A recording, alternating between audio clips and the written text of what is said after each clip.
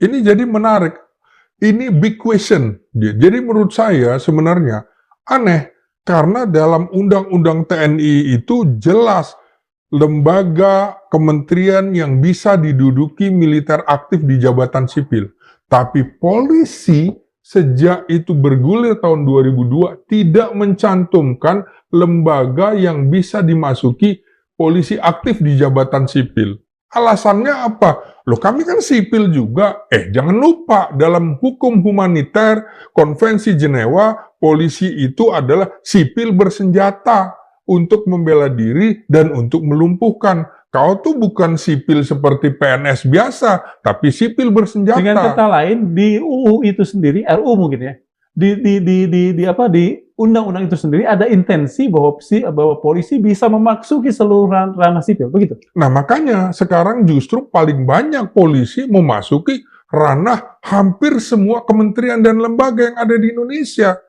Karena memang tidak ada daftar yang bisa dimasuki. Sekarang masuk kemana-mana. Padahal perintahnya juga sama dengan TNI. Kalau menduduki jabatan di luar kepolisian, maka dia harus pensiun atau mengundurkan diri. Apa yang terjadi? Militer aktif menjadi PJ gubernur, pensiun. Tapi polisi enggak. Berapa banyak Anda cek? Berapa banyak polisi setelah jadi PJ kembali lagi ke kepolisian? Mas Slamet, Bang Slamet bagaimanapun kan cukup erat berhubungan dengan TNI. Ketika misalnya RUU TNI banyak dipersoalkan, sementara RUU Polri yang sedang dalam proses itu tidak banyak dipersoalkan, apakah ada suara-suara di TNI yang mempertanyakan itu dan kemudian berpikir buruk tentang lembaga yang satunya ini? Jadi Bung, sebagai akademisi, saya juga sudah melihat disertasi ilmu politik tahun 2012 tentang kepolisian ini. Saya mesti bacakan dulu. Okay. Ya. Ini judul disertasinya The Rise of Polri, Democratization and the Political Economy of Security in Indonesia. Siapa? Jadi yang bikin di Indonesia kan ya, kebangkitan Polri, demokratisasi dan ekonomi politik keamanan di Indonesia. Ya. Ini karya Jacqueline Baker dari Departemen Pemerintahan London School of Economic and Political Science, dan disertasi ini diajukan untuk gelar doktor di sana.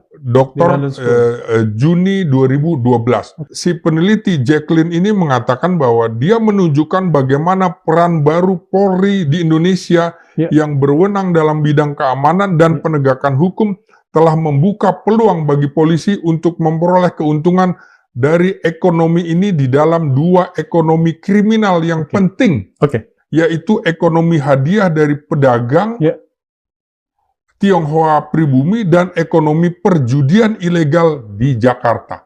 Sehingga disertasi ini menunjukkan, ini hasil penelitian, bagaimana transformasi dan modalitas kekuasaan koersif militer menjadi yuridis sipil tidak meningkatkan kualitas demokrasi dan supremasi hukum di Indonesia. Malah sebaliknya, demokratisasi telah menyebabkan restrukturisasi dalam ekonomi politik keamanan dan memfasilitasi kebangkitan polisi sebagai aktor politik yang menyimpang dalam negara dan masyarakat Indonesia. Kedekatan negara Indonesia dengan praktek-praktek terlarang telah dikonfigurasi ulang dengan keberadaan polisi. Bang. Ya. Dengan disertasi ini London School dong.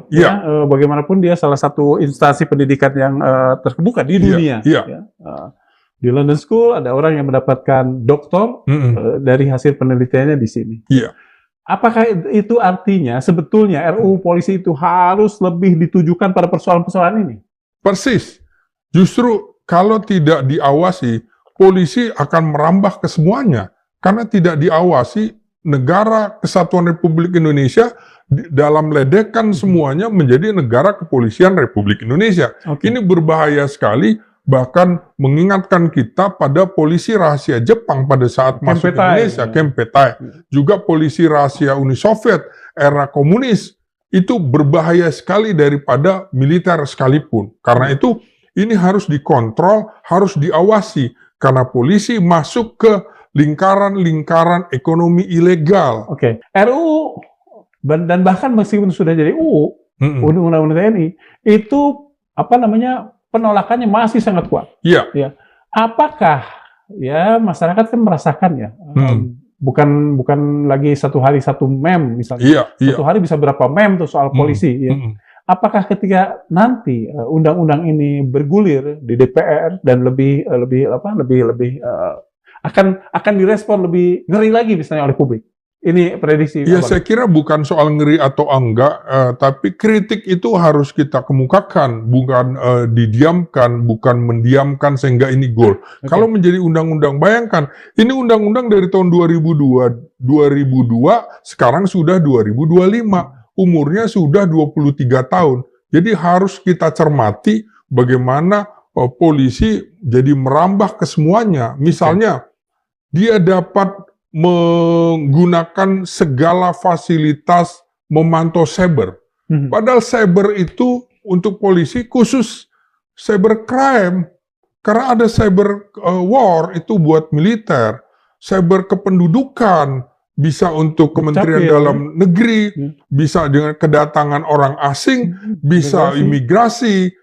Kemudian Badan Siber Sandi Negara juga bisa menjadi ujung tombak. Jadi jangan semua cyber urusan polisi. Urusan penyidikan juga kewenangan polisi semata. Dia mau semuanya di bawah koordinasi itu. Loh, ada Kejaksaan Agung, pidana, ada urusan KPK, ada polisi militer, ada penyidik pegawai negeri sipil. Itu yang justru lebih banyak di undang-undang yang sekarang.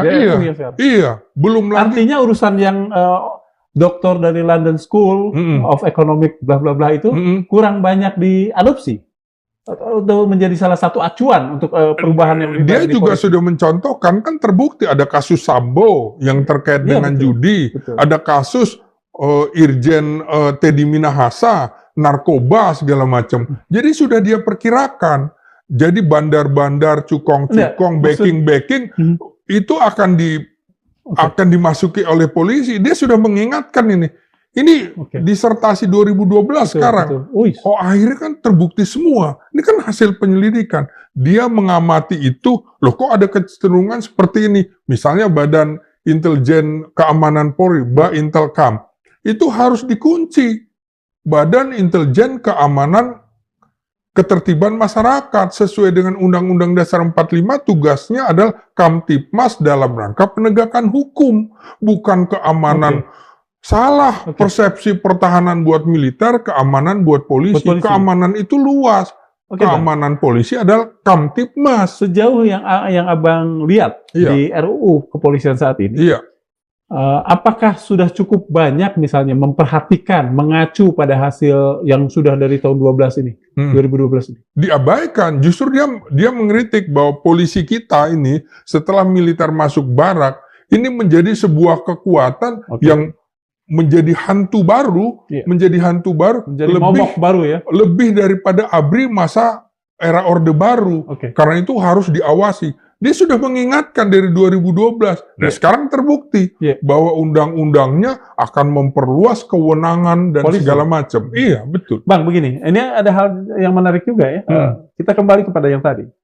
Publik justru lebih adem ayem dengan RUU Polri. Tapi publik di beberapa tempat sangat beringas berkaitan dengan RUU TNI dan UU saat ini. Apakah itu artinya bisa kita katakan bahwa publik lebih trauma terhadap keberadaan TNI dibandingkan terhadap keberadaan Polri? Bisa begitu nggak? Ya kan aneh.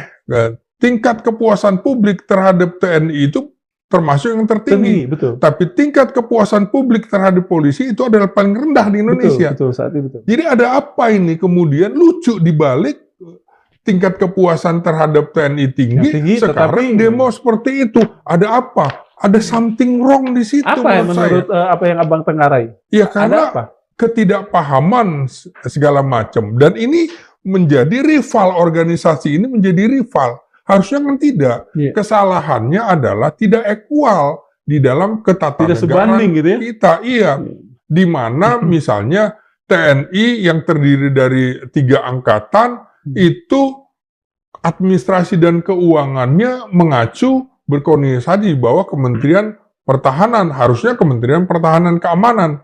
Perintah undang-undang itu pertahanan keamanan, bukan pertahanan. saja. Nah, sementara polisi sama-sama di bawah Presiden dengan TNI, tapi berdiri sendiri. Nah, contoh, Kapolri adalah pemegang anggaran. Dia bisa minta uang ke Menteri Keuangan langsung. Sementara Panglima TNI dan Kepala Staf Angkatan, 3 Kepala Staf Angkatan itu hanya kuasa pemegang anggaran. Pemegang anggarannya adalah Menteri Pertahanan. Anda lihat di urutan APBN, Kementerian Pertahanan paling tinggi. Yang kedua apa? Mabes Polri. Tapi orang lupa, Kementerian Pertahanan dibagi 5 pos. Pos Kementerian Pertahanan, Mabes TNI, Mabes AD, Mabes AL, Mabes AU. Jadi sesungguhnya polisi adalah yang paling tinggi dananya di APBN. Ini yang harus kita kritisi. Oke, Bang, begini. Masih kembali kepada yang tadi ya. Apakah ketika misalnya ada sentimen yang berbeda terhadap TNI, terhadap undang-undang TNI dibandingkan terhadap undang-undang Polri, Abang memprediksi, mengendus sesuatu, ada yang bermain lah atau apa misalnya? Ya saya kira wajar aja semua juga berpikiran seperti itu. Ada apa begitu? Kemudian orang dalam, lembaga di dalam, orang dalam, atau justru orang-orang luar? Tadi seperti video yang kemarin beredar itu, Soros lah dan sebagainya, yang sebetulnya kan lebih seperti teori konspirasi begitu, enggak? Iya, masuk akal juga kan. Seperti saya bilang, cara untuk melemahkan sebuah negara adalah hancurkan militernya, hancurkan hukumnya, sehingga polisi juga tidak berfungsi. Saya ingin militer jadi profesional, polisi juga profesional. Jangan kemudian merambah kemana-mana yang tidak sesuai dengan bidangnya. Nah, untuk itu saya ingin lagi mengacu pada kembalilah ke konstitusi kita, di mana usaha-usaha pertahanan keamanan negara dilaksanakan dengan sistem pertahanan keamanan rakyat semesta, di mana TNI dan Polri sebagai kekuatan utama dan rakyat sebagai kekuatan pendukung. Itu perintah konstitusi, keduanya harus berada di dalam sebuah kementerian yang sama, Kementerian Hankam. Iya, nah ini kan yang terjadi. Arsenal polisi juga sekarang udah sama dengan arsenal militer. Kombatan juga ya? Nah, kombatan gitu, padahal yang bisa disebut kombatannya adalah paramiliter yang boleh dibunuh sesuai dengan hukum humaniter Konvensi Jenewa. Apa itu BRIMOB? Jadi BRIMOB itu berbeda dengan polisi konvensional. Jadi itu harus dimasukkan. Sama dengan ketika berdirinya polisi istimewa yang kemudian namanya mobil brigade dan brigade mobil bersama-sama TNI menumpas semua pemberontakan di Indonesia.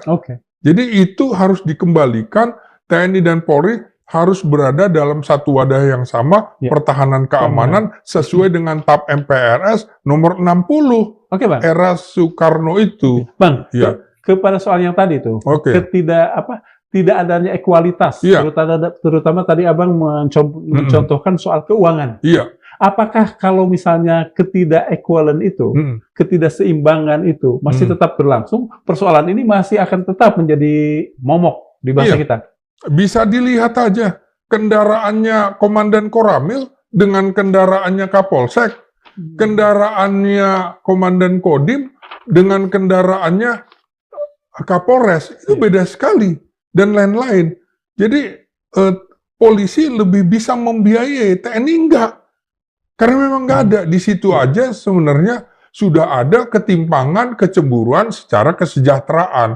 Itu yang kemudian di mana-mana akhirnya selama tidak equal, maka di situ benturan di bawah itu nggak bisa dikendalikan. Pimpinannya saja bicara misalnya soliditas TNI dan Polri, itu cuma omongan doang. Di bawah, poster ya? Iya, cuma di poster. Di bawah nggak bisa. Karena memang terjadi ketimpangan seperti itu. Bang, kalau Abang tadi bilang soal bahwa RUU yang kemudian jadi UU TNI ini kurang dipahami oleh publik. Saya kebetulan baru ingat nih ya, Pak SBY bilang mengkritik. Pak Agung Gumelar bilang, mengatakan bahwa UU itu mengancam kohesi sosial dan membuka luka sejarah. Pak Agus Wijoyo bilang juga, apa nggak ingat tuh 98? Ini kan orang-orang TNI juga, Bang. Kenapa bisa begitu? Ya itu kan sudah nggak ada lagi. Itu trauma 98, itu kan udah selesai. Di ujung masa pemerintahan Orde Baru, di mana masih ada difungsi. Sekarang kan nggak ada. Ya, mereka melihat bahwa apa yang terjadi sebagai satu, bukan kewaspadaan ya, mungkin semacam ketakutan lah. Ketakutan sipil itu wajar menurut mereka. Kelihatannya begitu kan? Ya. Apakah mereka tidak mempelajari? Wajar kalau misalnya begini. Kalau misalnya masuk ke di luar lembaga yang bisa dimasuki tidak pensiun, itu kan harusnya pensiun gitu loh, konsisten ya. Seperti kasus Helmi Novi ini kan mestinya pensiun, kalau enggak kan repot. Jadi apa yang diperjuangkan ketika peristiwa 9899 ya ikut itu perintah reformasi TNI. Jadi itu harus diikuti, kalau enggak ya trauma. Ya rakyat juga harus dijelaskan. Beda lagi loh kondisi 98 dengan kondisi sekarang, begitu. Apakah apa yang Mas katakan itu juga berlaku buat 2 orang nih dari 3 orang ini? Mungkin saya tidak tahu apakah Pak Agung terlibat dalam penyusunan dulu reformasi internal TNI di tahun 98. Tapi kan Agus Wijoyo, Jenderal Agus Wijoyo, Jenderal Susilo Bambang Yudhoyono, mereka kan terlibat. Tetapi kemarin-kemarin mereka juga menyayangkan RUU yang sekarang jadi RUU ini. Itu artinya mereka tidak belajar, mereka tidak melihat. Bukan, yang mereka kritik itu kalau tidak pensiun, masuk dunia sipil tidak pensiun, itu kan tidak fair. SBY sudah menunjukkan pada saat dia menjadi presiden bersih. Nah, jangan kemudian kalau pemimpinnya dari militer itu otoriter, justru SBY jauh lebih civilian ketimbang Jokowi. Kan rusak itu tata sistem pembinaan personil pada era 10 tahun ini. Di era sipil menjadi presiden justru mengacak-acak organisasi militer. Karena itu saya juga ingatkan, jangan sampai sipil itu menarik-narik militer ke politik praktis lagi.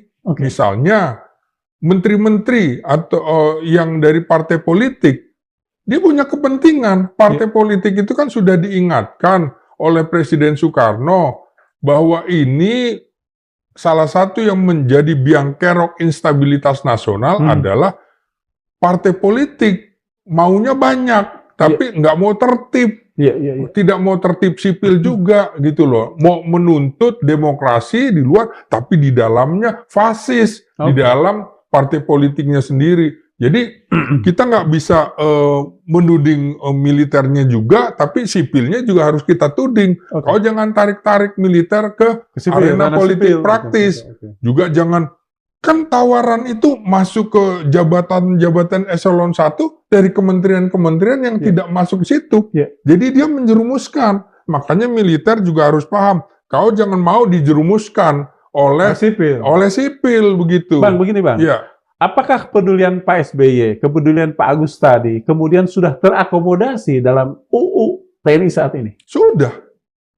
Karena tidak ada lagi lembaga sospol, tidak ada fraksi, tidak boleh masuk itu. SBY sudah tunjukkan juga kan, ketika dulu kasus pertama militer aktif mau menduduki jabatan sipil, itu Tanri Balilamo, Mayor Jenderal, dari asisten personil Kasat dipindahkan menjadi staf ahli Menteri Dalam Negeri, kemudian alih fungsi sudah dipensiunkan, baru menduduki PJ Gubernur Sulawesi Selatan.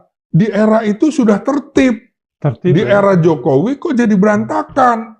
Apalagi kemudian belakangan misalnya kasus Marzuki di Aceh, itu nggak tertib, walaupun dipensiunkan. Nah, tapi polisi lebih parah lagi. Kenapa kita? Misalnya Muhammad Iriawan, Komjen, jadi PJ Gubernur Jawa Barat, selesai, terus dimasukkan lagi ke Lemhanas. Beberapa, coba, kepolisian, di daerah-daerah yang kemungkinan konflik persaingannya tinggi, yang ditaruh adalah PJ dari kepolisian. Maka muncul kemudian istilah parcok. Ini nggak netral nih. Nah itu siapa yang bikin? Kembali lagi pada presidennya. Makanya salah satu yang dimintai pertanggungjawaban kepada Jokowi ya seperti ini. Bang, kenapa kita pada akhirnya selalu bukan bermuara ya? Hulunya tuh pada masa kepemimpinan beliau ini. Kenapa? Beliau siapa? Jokowi ya, Pak? Loh iya, memang dia nggak ngerti. Jadi kita memang tidak mengkambing hitamkan sebetulnya kan? Enggak, faktanya begitu. Demokrasi kita, indeks demokrasi kita nyungsep di era Jokowi. Indeks korupsi juga seperti itu. Militer diobok-obok, junior melompati baik militer maupun polisi, melewati senior-seniornya, senior berapa letting. Itu juga di eranya Jokowi. Ya ini sekarang pemerintahan sekarang mendapat warisan sial gitu loh dari pemerintahan Jokowi ini, sehingga dia harus membenahi. Sebetulnya mana yang lebih krusial untuk kita perbincangkan, lebih dalam, lebih transparan, lebih serius, dan mungkin melibatkan lebih banyak lagi publik? Undang-undang TNI yang sudah jadi, ya udahlah itulah. Atau undang-undang polisi yang masih RUU ini? Saya kira undang-undang kepolisian, karena banyak sekali poinnya. Kalau undang-undang TNI kan cuma 3 pasal. Iya kan? Pasalnya soal perpanjangan usia pensiun, masalah kesejahteraan gitu kan. Tinggal ditata, jangan sampai nantinya terjadi penumpukan lagi, itu aja. Karena usia harapan hidup Indonesia juga tinggi kan sekarang. Kemudian penempatan militer aktif di jabatan sipil dari 10, sekarang ditambah jadi 4, jadi 14, kayak gitu. Dan itu sudah sesuai dengan undang-undang juga semuanya. Lalu soal masalah operasi militer selain perang itu, bagaimana bisa menangani narkoba, kemudian bisa mengawasi warga negara Indonesia di luar negeri. Loh, ini dalam beberapa kasus di kerusuhan di Timur Tengah, siapa yang mengawasi kemudian mengevakuasi warga negara Indonesia di luar negeri kalau bukan angkatan bersenjata? Ya, angkatan udara lewat pesawat udaranya dibantu oleh TNI yang lain. Begitu juga pembajakan di Somalia, Sinar Kudus, kemudian Woyla, Garuda juga seperti itu. Jadi hal yang dulu nggak terpikir, oh iya ya harus dipikirkan. Jadi bagi saya sebenarnya hal-hal yang lumrah aja, yang hanya terlambat dimasukkan. Dan di hampir semua negara juga seluruh dunia sudah masuk itu wilayah-wilayah yang sudah bisa dimasuki sipil, dimasuki oleh militer. Oh ini lembaga ini untuk sipil dan militer. Jadi nggak selalu kemudian dikotomikan. Kalau untuk kepentingan bangsa dan negara yang lebih baik, ya silakan orang-orang terbaik di situ. Cuma porsinya. Jangan kemudian si militernya lebih banyak daripada sipilnya di lembaga-lembaga ini. Itu kan tinggal diawasi saja gitu. Nah, sementara yang polisi itu sejak tahun 2002 tidak mencantumkan lembaga mana yang bisa diduduki. Iya, akhirnya sekarang merambah ke Kementerian Dalam Negeri, Perhubungan, Hukum, HAM, apapun, UMKM juga masuk. Apa yang bisa Abang imbau lah atau apapun terhadap publik berkaitan dengan RUU justru Polri ini? Ya, pertama ke Polri, kembalikan tupoksi Anda sesuai dengan Undang-Undang Dasar 45 dan Undang-Undang Kepolisian harus mengacu ke situ. Jangan kemudian mengubah dalam RUU-nya menjadi perluasan kepentingan, perluasan bisa semuanya dimasuki. Enggak, Anda sipil tapi sipil bersenjata. Dan ini juga untuk masyarakat, awasi ini. Karena kalau tidak, polisi kita akan menjadi seperti polisi rahasia di era Jepang masuk Indonesia. Seperti era polisi rahasia Uni Soviet, era komunis. Jadi jangan sampai ini terjadi. Dan hasil disertasi Jacqueline ini di London, itu akhirnya terbukti. Masa sih kita nggak mau belajar dari disertasi? Ini kan karya ilmiah, belum karya ilmiah yang lain tentang keberadaan polisi yang akan menjadi momok di dalam kehidupan demokrasi dan kehidupan supremasi sipil di Indonesia, begitu. Apa sih sebetulnya urgensi revisi undang-undang TNI ini, terutama soal penambahan usia tadi? Oke, jadi begini. Militer Indonesia itu termasuk militer yang usia pensiunnya paling rendah di dunia. Nah, kita itu dulu 55 menjadi 58 sejak 2004. Sejak Undang-Undang TNI digulirkan. Jadi sekarang mau ditambah dari 58 untuk perwiranya menjadi sampai 65. 65 ya? Nah, jadi begini, kalau kita lihat usia harapan hidup orang Indonesia itu, untuk laki-laki itu sudah sampai 74 tahun. Perempuan 71 tahun. Nah, usia pensiun militer Indonesia itu termasuk yang termuda di dunia. Rata-rata itu 60 tahun, bukan 58 tahun. Boleh disebutkan nggak contoh-contohnya yang memegang ini, yang 60 tahun ini? Rata-rata di Asia itu sekitar 60 tahun. Okay. Nah, di Eropa dengan Amerika bisa sampai 65 tahun, terutama untuk bintang 4. Okay. Jadi, polisi itu di dalam undang-undangnya mengatakan juga pensiun perwira maksimal 58 tahun, kemudian ada komanya. Namun bisa 60 tahun apabila memiliki keahlian khusus dan dibutuhkan. Yeah. Itu polisi. Yeah. Kalau tentara tidak ada. Di Undang-Undang TNI nomor 34 tahun 2004 itu dikunci. Perwira itu sampai 58, bintara itu 53, tamtama dan bintara. Sementara tamtama dan bintara polisi itu 58 tahun. Nah, jadi kalau sama bintara misalnya 53 tahun polisi udah pensiun, tentara udah pensiun, polisinya belum. Nah, jadi sekarang mau disamakan. Kebetulan juga aparat sipil negara di Indonesia eselon 2 dan eselon 1 itu pensiunnya umur 60 tahun.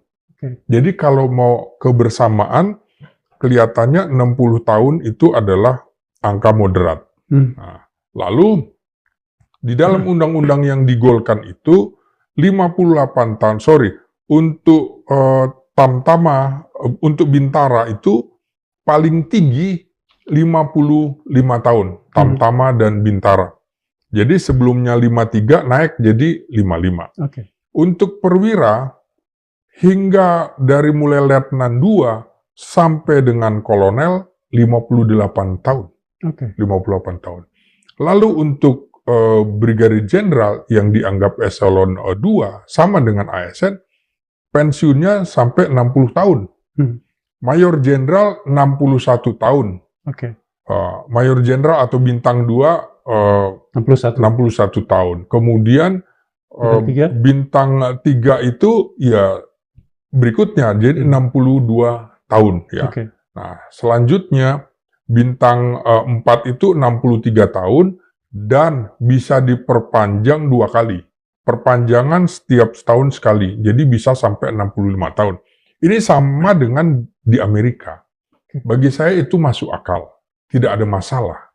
Nah, yang menjadi masalah adalah apakah TNI siap dengan kemungkinan-kemungkinan terjadinya bottleneck gitu. Oke. Sebelum itu, Mas. Oke. Sebelum kemudian kita merambah pada urusan bottleneck dan lain sebagainya, saya kan melihat dan awalnya saya melihat dan kemudian saya mendapatkan penegasan dari Mas Slamet bahwa Mas kelihatannya setuju.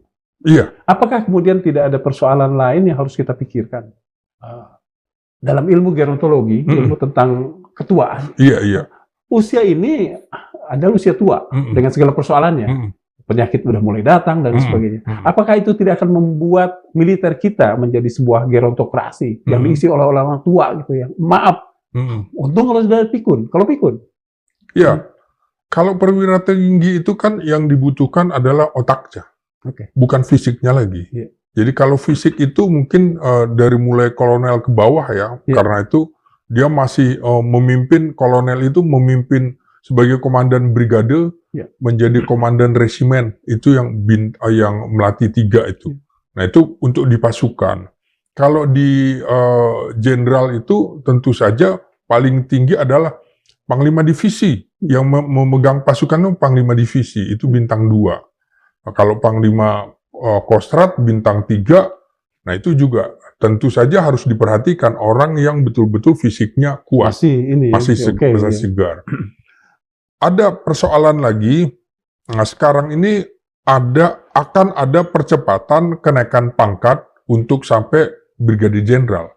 Yang semula di dalam peraturan Panglima TNI nomor 87 tahun 2022 itu 2526 tepatnya untuk menjadi perwira tinggi bintang 1, Brigadir Jenderal, Laksamana Pertama, maupun Marskal Pertama. Nah, ini masih sesuai dengan rata-rata untuk mendapatkan bintang 1 di seluruh dunia militer. Di Amerika itu 25 tahun untuk bisa mencapai bintang 1 dari mulai Letnan 2.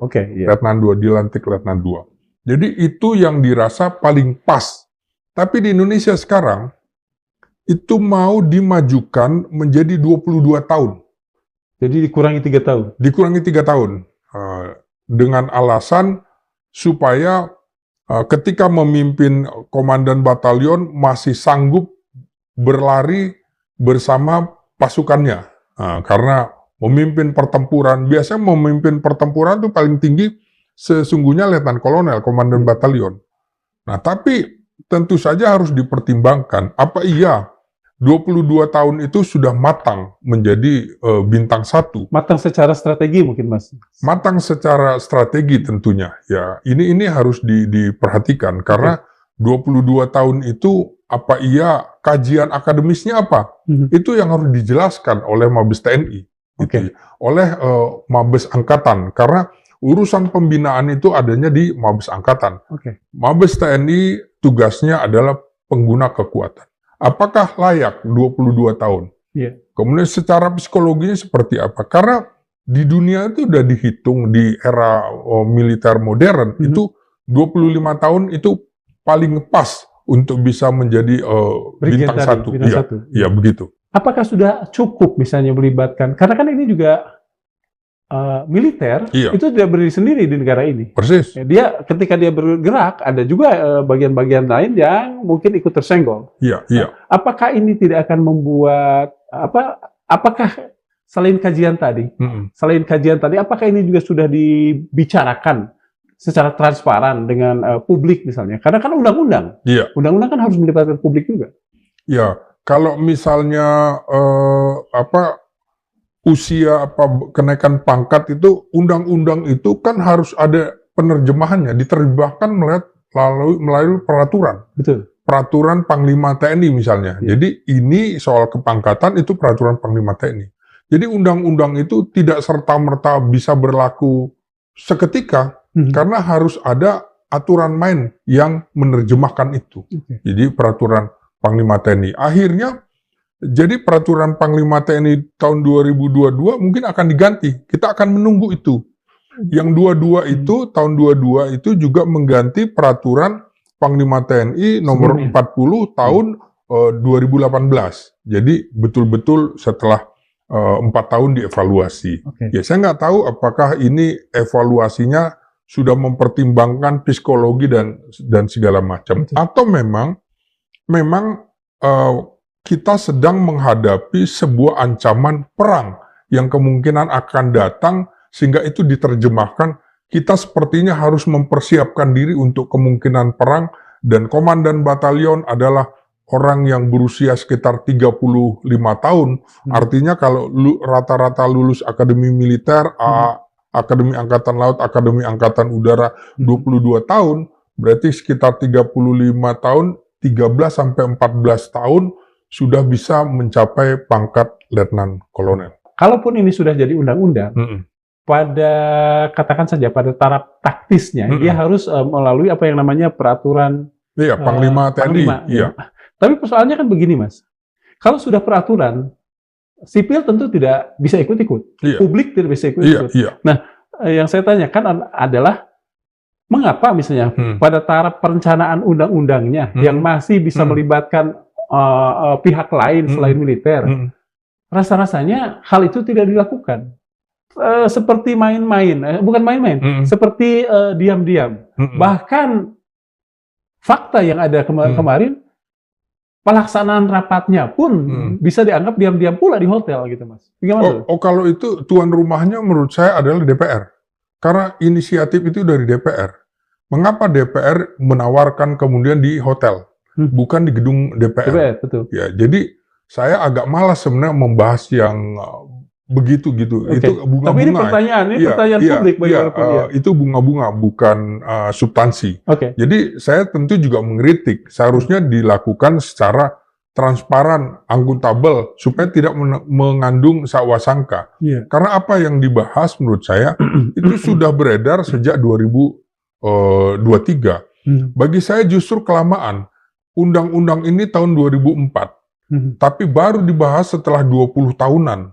Artinya ini ada perubahan gitu ya? Iya. Sementara di dunia itu kan sudah banyak perubahan. Misalnya ya, kementerian dan lembaga yang bisa dimasuki militer aktif di jabatan sipil. Dulu tahun 2004 belum ada kata cyber. Kata cyber baru tahun berapa ada. Maka kemudian itu dicantolkan di lembaga sandi negara, diubah nama badannya Badan Siber Sandi Negara. Nah dulu juga belum ada militer di dunia itu masuk ke dalam Badan Nasional Penanggulangan Bencana. Tapi setelah sejumlah bencana terjadi di dunia, maka militer juga dimasukkan ke dalam FEMA, kalau di Amerika namanya, Federal Emergency Management Agency. Itu juga untuk sipil dan militer. Jadi itu dulu nyantolnya di Badan Nasional Basarnas gitu, Badan SAR Nasional. Jadi antaranya penanggulangan bencana. Baru kemudian ini BNPB baru berdiri tahun 2008, sementara Undang-Undang TNI baru sudah ada sejak 2004. Jadi ini bukan hanya terjadi di Indonesia, hampir di seluruh dunia juga itu. Kalau kita buka Badan Nasional Penanggulangan Bencana di seluruh dunia, ada militer di situ, begitu. Mas, begini, kita kembali pada soal dari 25 tahun waktu yang diperlukan untuk menjadi seorang bintang, bintang satu tentu, menjadi 22, 22,5. 22 tahun. Apakah itu tidak akan mengakibatkan apa yang pernah dikatakan seorang narasumber kami di Kepolisian? Kalau kita melempar apapun ke Mabes Polri, itu akan jatuh ke kepala seorang jenderal. Artinya ada over jumlah yang berlebihan di sisi di Panglima Tinggi, di perwira tinggi. Tidakkah itu menjadi salah satu hal yang harus dihindari terjadi di angkatan bersenjata? Iya, karena itu harus dibagi tugasnya, harus diperbanyak, bukan hanya di Jakarta, tapi kemudian disebar di wilayah-wilayah yang kemungkinan akan terjadi invasi asing di Indonesia. Jadi kita punya pembagian, misalnya ada 3 Kogab Wilhan, Komando Gabungan Wilayah Pertahanan, dibagi 1, 2, 3. Nah, ke depan ada rencana dibagi menjadi 5 Kogab Wilhan. Jadi di antara Kogab Wilhan 1 dengan 2 harus ada tengah-tengahnya. Kogab Wilhan 2 dengan 3 harus ada di tengah-tengahnya. Sama dengan dulu Pasmar, kemudian dikembangkan jadi pasukan marinir 1, 2, 3. Kostrad juga divisi 1, 2, 3. Kemudian juga armada 1, 2, 3. Dulu cuma barat timur. Jadi semuanya harus menyesuaikan dengan perkembangan zaman. Makanya menurut saya Undang-Undang TNI diubah di tahun 2024, 2025 ini terlalu lama. Jadi sudah 21 tahun. Sementara ada dinamika geopolitik dan geostrategis yang harus segera dicarikan jalan keluarnya. Begitu. Apakah tidak kemudian apalah pelebaran lah ataupun apa namanya penggemukan dari 3 Kowilhan, Kogab Wilhan menjadi 5 tadi? Apakah justru logikanya terbalik? Dia diadakan, dia diperbanyak hanya untuk menampung para jenderal ini, bukan karena perlu. Ya saya kira karena perlu, karena udah tantangan udah geopolitik kan sudah berubah dari Eropa, dari sekarang konteksnya dari perang antara Rusia dengan Ukraina sudah beralih ke Indo-Pasifik, di mana Indonesia adalah wilayah yang akan dilalui dalam sebuah peperangan antara misalnya Cina dengan Amerika. Kalau kita tidak mempersiapkan diri, itu sama juga kita bunuh diri, begitu Bu. Ada bagian lain dari Undang-Undang TNI baru ini, kita tidak mengatakannya lagi revisi. Di Undang-Undang TNI yang baru ini, dari dulu legalnya 10, sekarang bisa merambah ke bahkan 15 kementerian. Dan mereka itu adalah perwira-perwira atau katakan saja personal TNI aktif. Adakah di negara demokrasi modern di hal seperti itu dibenarkan? Iya, ada. Boleh? Ya, jadi beberapa juga mengalami hal-hal seperti itu. Tadi saya ambil contoh aja FEMA gitu kan. Jadi itu kan BNPB, BNPT itu juga sama. Kita bikin saja misalnya Kementerian Pertahanan, apa yang nggak boleh ada militer? Oke.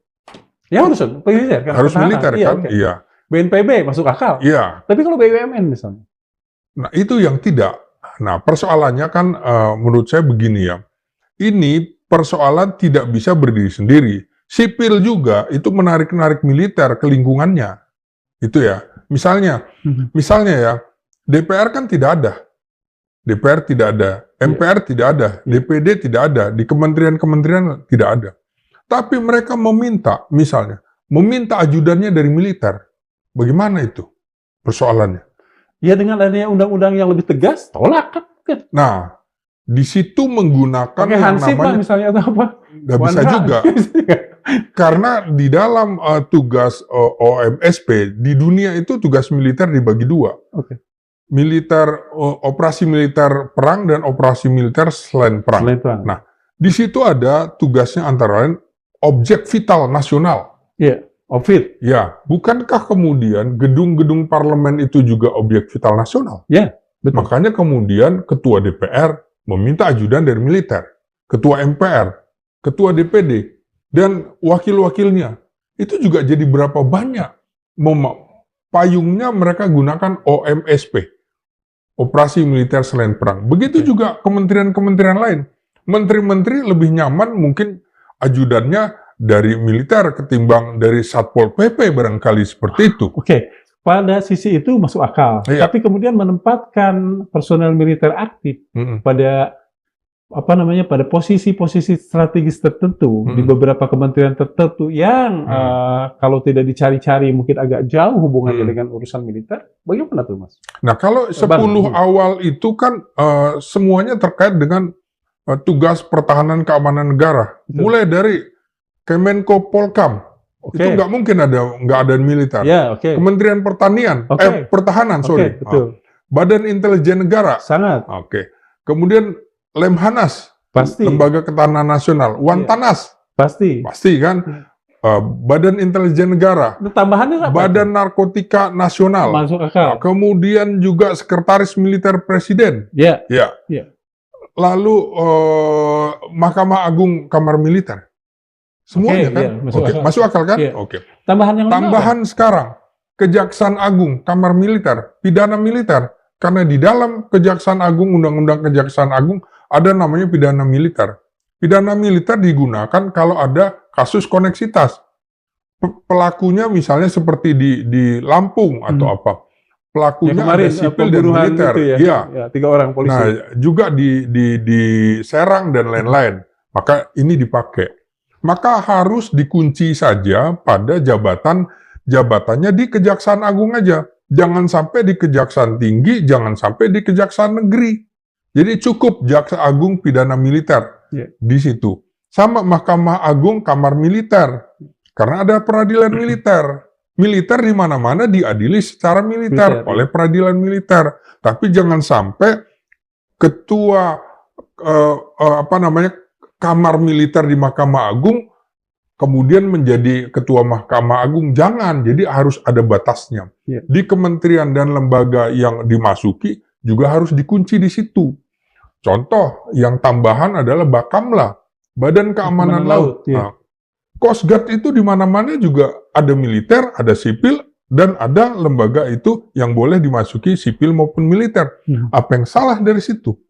Masuk akal semua menurut saya. Justru respon sipil ini menurut Mas justru salah, enggak? Iya, menurut saya mestinya dilihat konteksnya.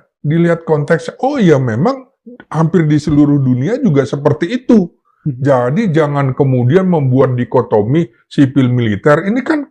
Ini jabatan atau yang boleh dimasuki. BNPT, masa ada di negara mana?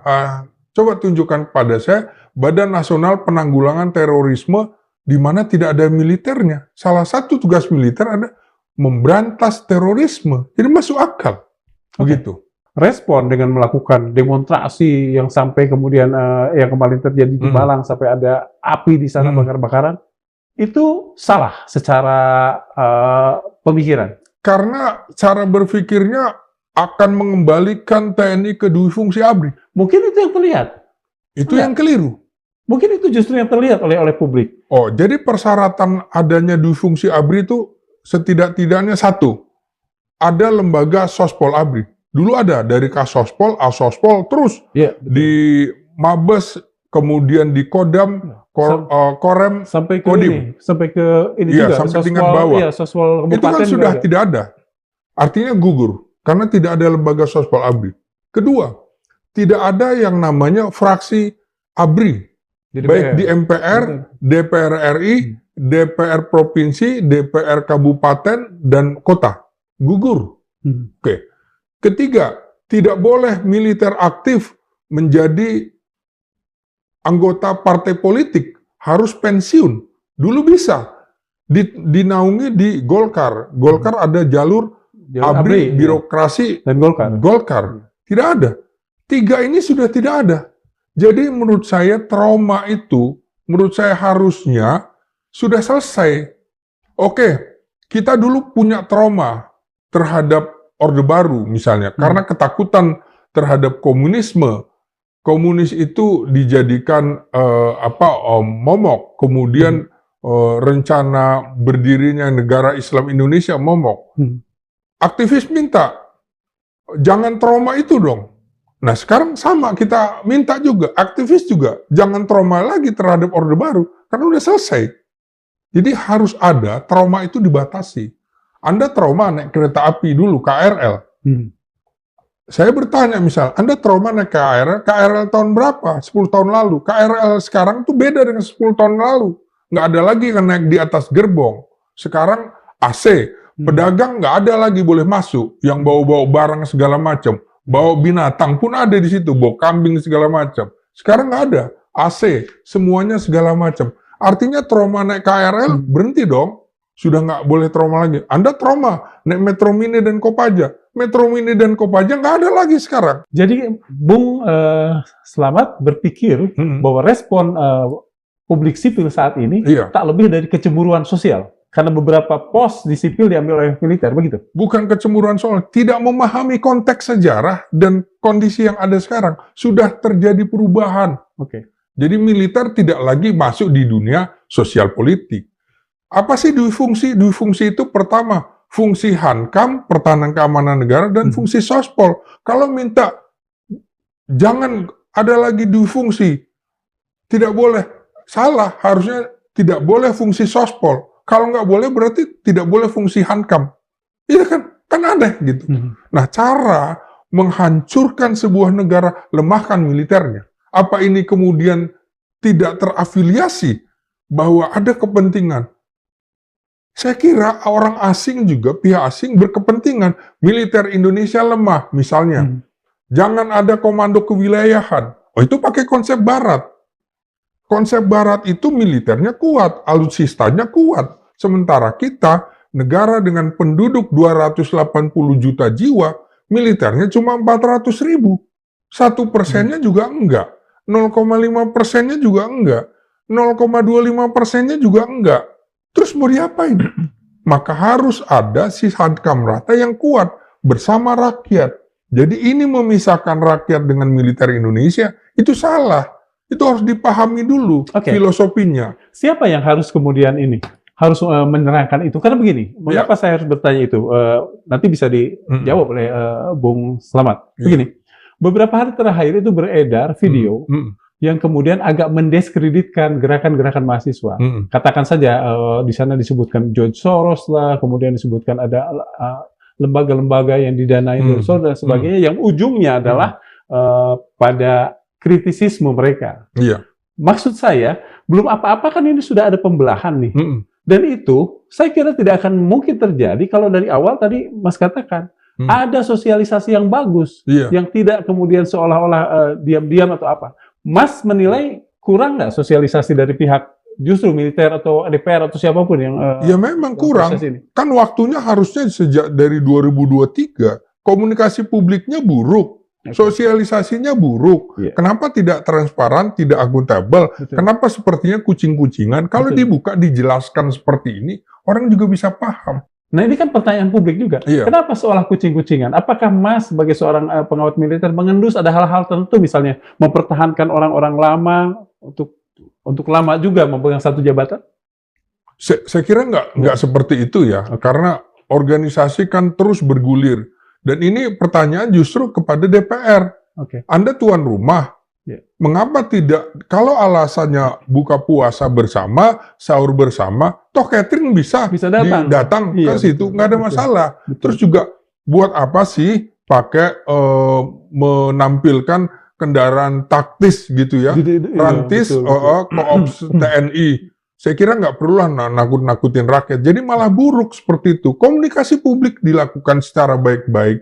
Saya kira harus belajar juga dari pengalaman-pengalaman bagaimana mengelola manajemen komunikasi yang bagus. Datang ke kampus-kampus menjelaskan apa kekhawatiranmu. Dua fungsi itu sudah masuk peti mati, sudah dikubur. Gak mungkin lagi terjadi. Karena itu juga produknya adalah kita harus mengamati, kalau ada yang kurang kita kritisi. Saya mengambil sikap senang kalau ada orang mengkritisi undang-undang apapun harus dikritisi. Persoalannya lagi adalah mengapa Mabes TNI segala macam tidak mengundang pakar-pakar. Kalau memang dia tidak punya kemampuan melakukan komunikasi publik dengan baik atau sosialisasi dengan baik, gunakanlah pakar-pakar yang ahli di bidangnya untuk menjelaskan hal itu gitu. Paling tidak melibatkan pakar artinya mengundang publik untuk berpartisipasi. Persis. Oke Mas, begini. Saya tadi mendengar dari Mas langsung bahwa yang kurang salah satu diantaranya adalah sosialisasi, penjelasan yang transparan dan lain sebagainya. Ada hal yang lain yang lebih pada konten dari revisi ini. Iya, saya kira itu tadi harus dipahami juga, misalnya lembaga-lembaga yang bisa dimasuki oleh militer aktif di jabatan sipil, sebelum ini dituangkan dalam revisi yang sekarang, itu juga sudah diisi oleh militer aktif. Karena memang situasi waktu itu semua dicantolkan. Misalnya ya, Bakamla, segala macam, itu memang di mana-mana banyak diisi oleh Angkatan Laut gitu kan. Kenapa kemudian ditolak gitu loh? Bingung saya. Mungkin mereka bukan menolak itu barangkali. Apa? Mungkin menolak pada hal-hal yang kayak kemarin lah, yang kemudian bergeser. Di mana Badan Pangan diisi Mayor Jenderal misalnya. Mungkin hal-hal seperti itu yang barangkali ada contoh-contoh lain yang paling tidak saya tidak tahu. Mungkin seperti itu. Nah, itu juga yang saya kritik. Misalnya, kan BUMN tidak termasuk dalam kementerian dan lembaga. Ya, kenapa dimasuki? Dan caranya menurut saya administrasinya buruk. Misalnya, contoh, Mayor Jenderal Novi Helmi Prastia itu harusnya dari asisten teritorial Panglima TNI dinaikkan aja promosi menjadi Komandan Jenderal Akademi TNI, itu kan posisi untuk bintang 3, selesai dipensiunkan masuk ke Dirut Bulog. Nah, itu lebih bersih caranya. Bukan kemudian ini jelas, ini binatangnya apa sih? Udah pensiun atau aktif? Kenapa sih nggak bisa seperti ini? Kalaupun alasan menunggu tanda tangan presiden cukup lama, ya Menteri BUMN jangan mengumumkan, tunggu aja dulu. Nah, pertanyaannya juga adalah, apakah kemudian cocok militer menjadi Dirut Bulog? Jangankan militer, polisi aja waktu itu, Budi Waseso menurut saya nggak cocok. Memangnya siapa? TNI dan Polri tidak boleh berbisnis, sementara di Bulog itu sekarang lembaga bisnis. Perum kan, bukan Bulog seperti di era Orde Baru, stabilitas harga. Menurut saya juga nggak cocok. Tapi harus dijelaskan oleh Presiden, kenapa pilihannya itu, ada program apa? Apakah ada program pangan, atau apakah ada karena Bulog ini adalah tempat ATM, mencari uang dan segala macam. Jangan lupa, berapa banyak Dirut Bulog itu masuk penjara gitu loh, dari sipil. Maka kalau ada kekhawatiran sipil juga di situ, nanti korup juga. Nah, jadi itu kita harus juga melihat perspektif, barangkali ada tujuan untuk menangkal, membersihkan mafia-mafia pangan itu gitu kan. Kan aneh, tiba-tiba Bulog juga urusannya ketika dipimpin oleh polisi Budi Waseso, kok juga impor-impor juga. Ini polisi apa nih namanya? TNI juga seperti apa? Sama dengan di operasi militer selain perang, kemarin publik juga menentang militer ikut menangani narkoba. Kan gitu. Padahal di lembaga yang bisa dimasuki militer aktif, ada Badan Narkotika Nasional. Kita ingat nggak kasus Irjen Teddy Minahasa itu, polisi? Tidak ada yang bisa menjegat dia sampai kemudian Jenderal Bintang 2, Kapolda terakhir di Jawa Timur, ternyata dia bandar narkoba luar biasa. Kalau tidak ada militer yang ngawasi, jadi menurut saya jangan-jangan ini untuk mengawasi perilaku-perilaku polisi yang menyimpang, maka kemudian ditaruh ini supaya ada partner. Jadi semua itu memang harus ada yang mengontrol, baik TNI maupun Polri, ada yang mengontrol. Kita juga sebagai orang media massa, akademisi harus mengontrol itu. Jangan dibiarkan mereka seenak-enaknya begitu. Oke, Bang. Ya.